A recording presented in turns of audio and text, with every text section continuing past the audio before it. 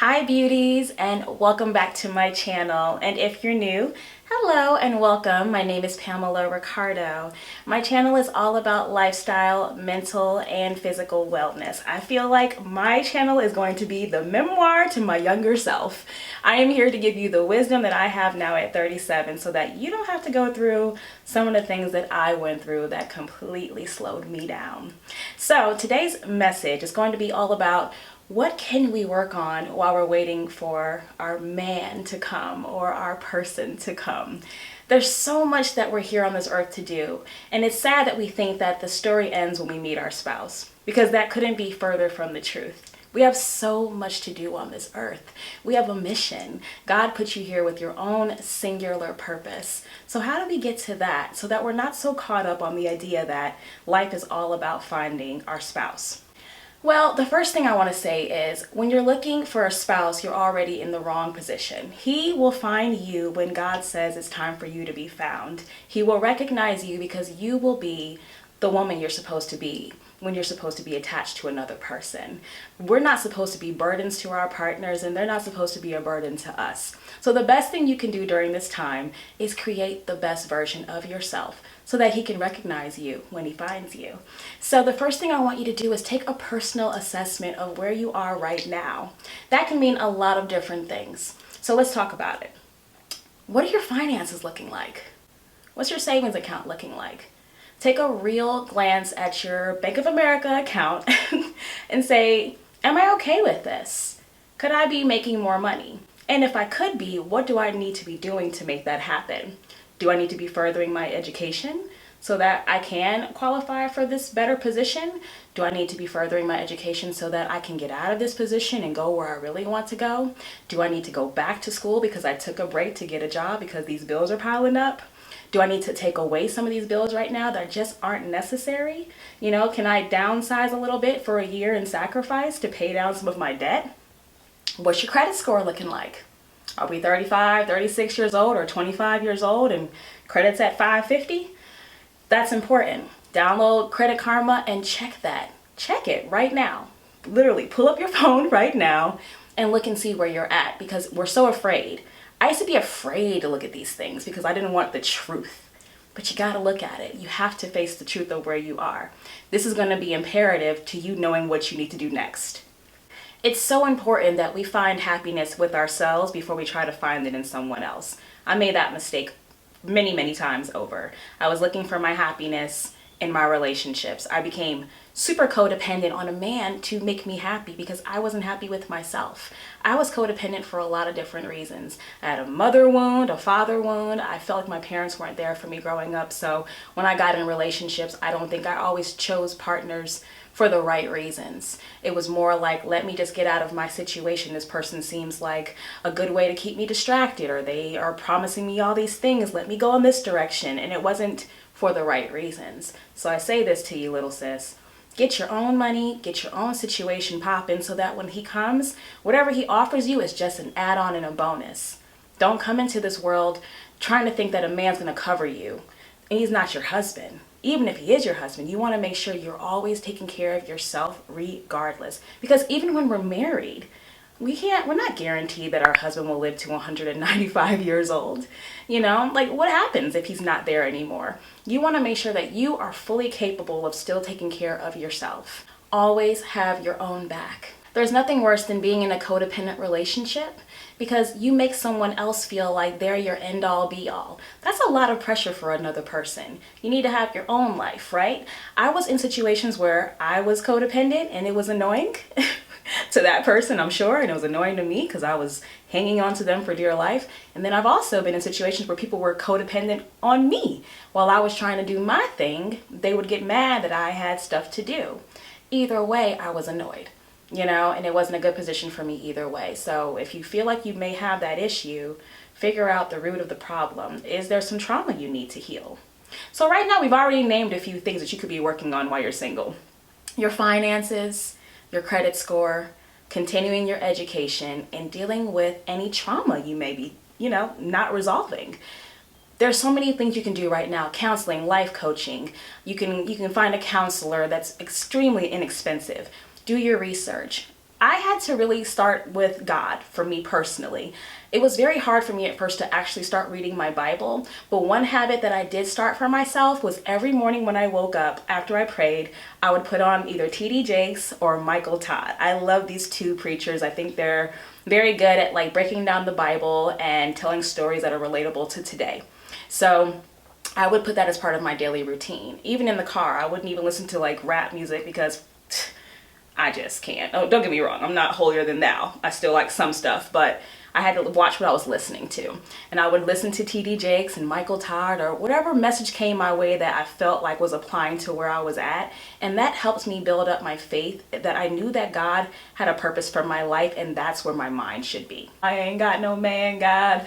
Everybody else got a man, God. Why not me? I'm a good catch. You're gonna worry yourself to death, because I'm telling you, I used to do that too. The weekends would come and I'd be sitting here and I'm like working on my goals and my dreams, and I would be like, God, I'm a good catch. I'm this, I'm that, and why isn't he here? And honestly, he had me right where I was supposed to be, working on my stuff. Okay?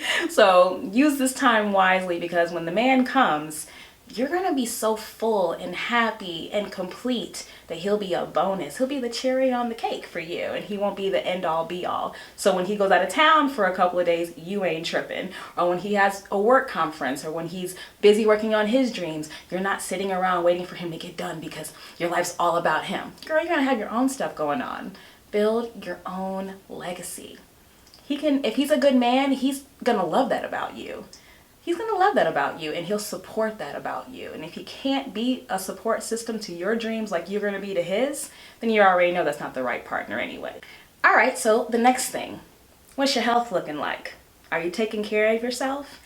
Are you, going to the dentist? You still talking about you got that little cavity back there?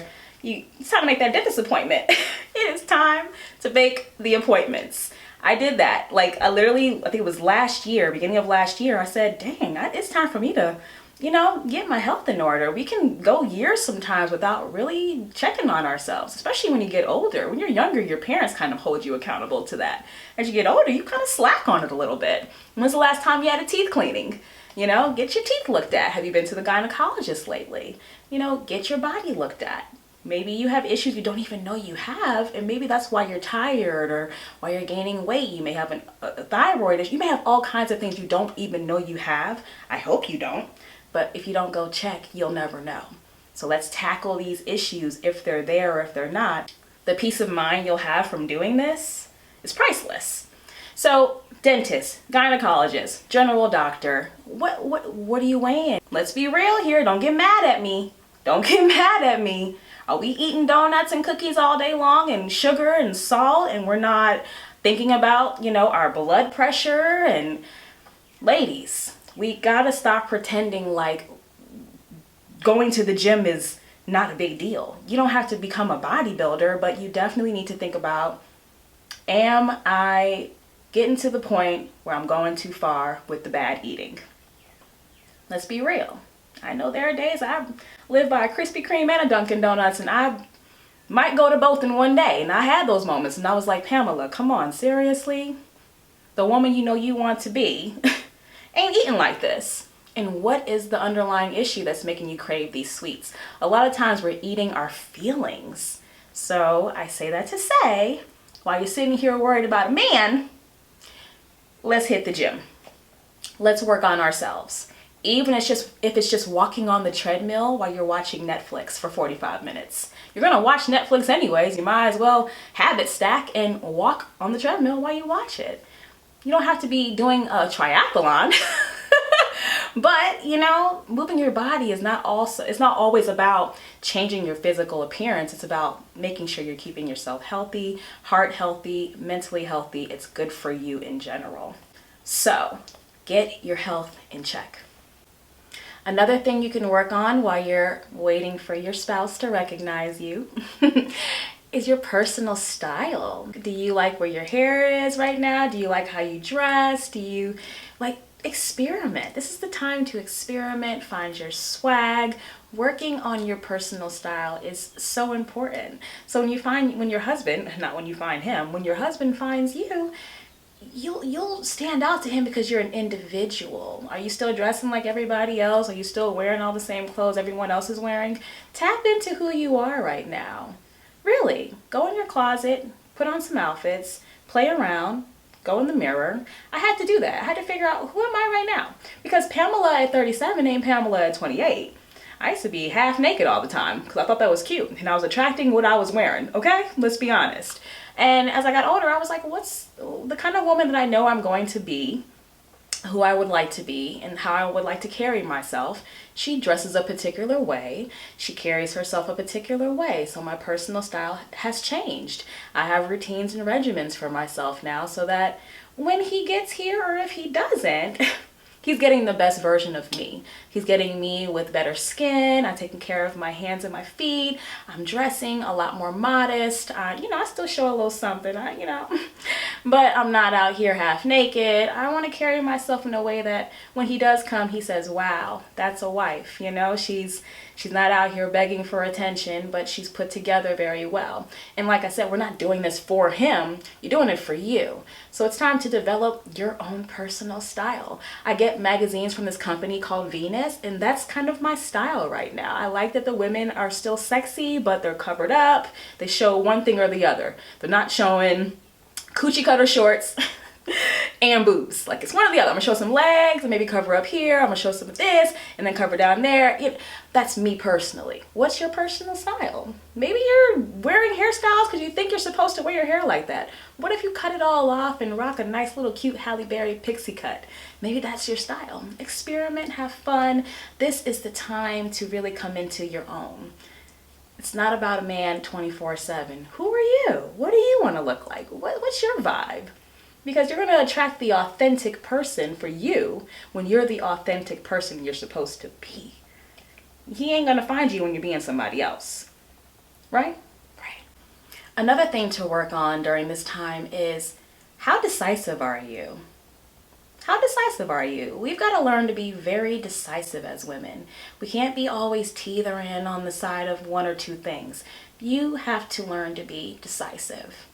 Okay? So if you're teetering on the side of, should I go back to school or should I stay at this job I don't like? Decide. Like, now.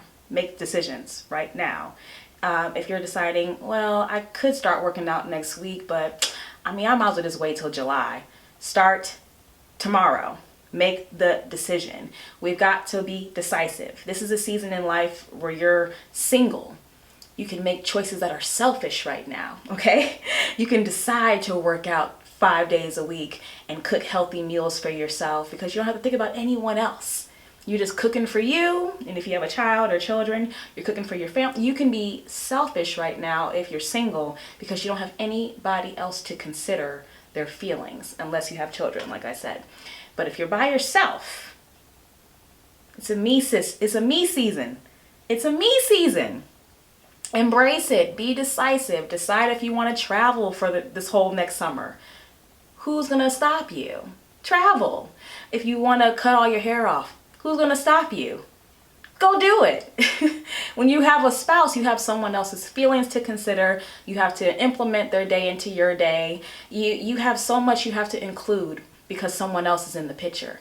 It's a selfish season. Selfish season. Get in it. Make real decisions that are good for you.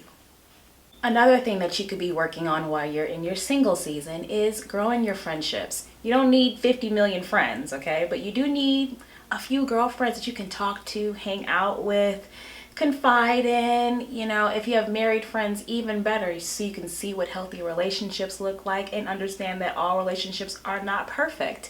That's a reality check. I have married girlfriends who I learn a lot from. I have single girlfriends that I learn a lot from too.